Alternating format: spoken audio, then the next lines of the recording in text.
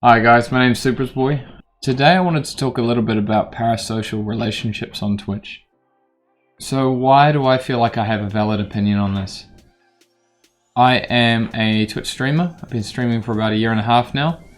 And I'm also a youth mental health counselor.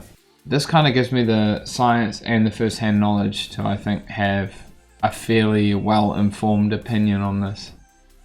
So first of all, let's start with the definition. So parasocial relationships, essentially they're a one-sided relationship where someone feels like they have a connectedness to one person who has typically no idea of the fact that this person exists. And this has changed a little bit.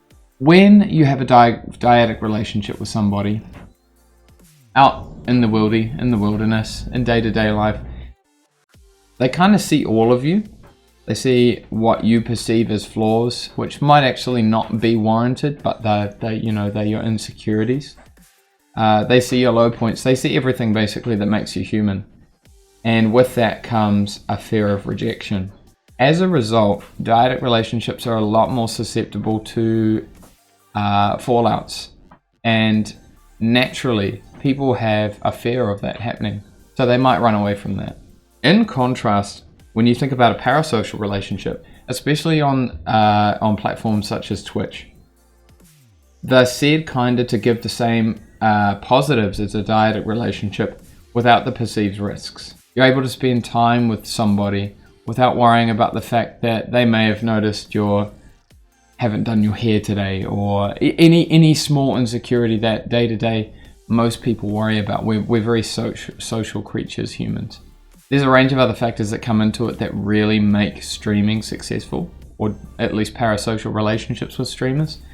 There's a sense of anonymity when you're online. You can be whoever you want to be. You can hide those traits away, but you can also come up with traits that you want for yourself at the tap of a few keys on your keyboard. Therefore, you can curate the comments that you want your streamer to see. And there's also the choice and access. At the touch of a screen, you can peruse millions of streamers to find the one that you really feel you get along with and you like the most. If you compare this to a traditional parasocial relationship with celebrities, such as before the inception of the internet, being noticed was far more difficult, which may explain why some of the heavy behaviors that people would exhibit when they'd actually see those people in real life, where it was their one moment, their one chance to actually be noticed by somebody that they felt they had a relationship with. And that's not to say that that just doesn't happen with streamers, especially the larger streamers where it's hard to get a word in. But it's a little bit different. We think about Twitch as a platform. At any moment you could put in to chat something that is noticed by your streamer. While the larger streamers, it's far less likely. It's always a possibility. And that allows that kind of feeling of connectedness to the streamer that becomes established very quickly.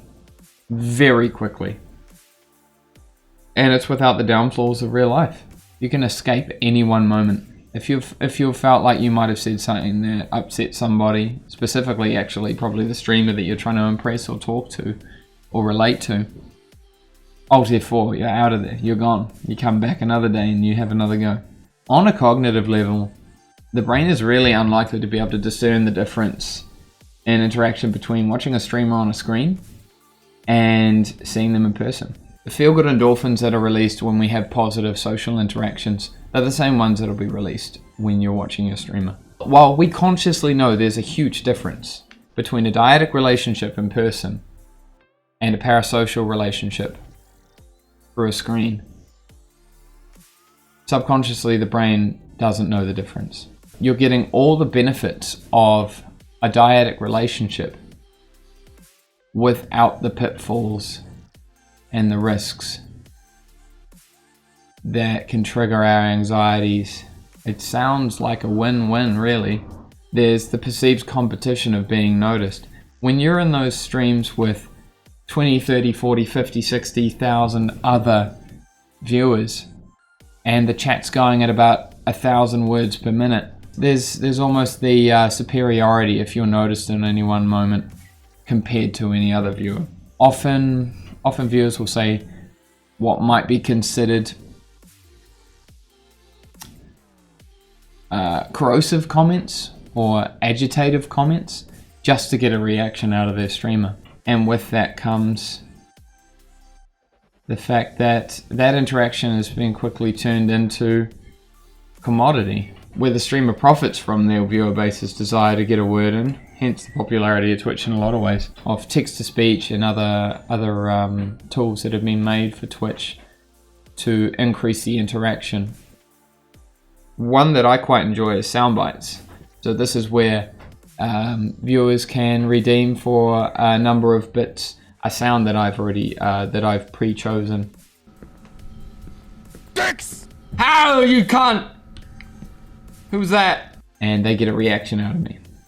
So that increases that without the extra risks. That increases that feeling that they have control over their life, my life, or my thoughts or my feelings at any one time, as much as if I was in the room with them. It would be kind of a step closer to dyadic in nature without the risks that you might have with being in the room with them. It kind of allows a feeling of connection at a glance to most viewers. If you enjoyed this video, don't subscribe to me on here. I don't use this. Hit me up on Twitch. My link is in the description. I really enjoy these kind of conversations, so feel free to pop in at some point and ask some questions or poke my brain a bit. Thank you so much.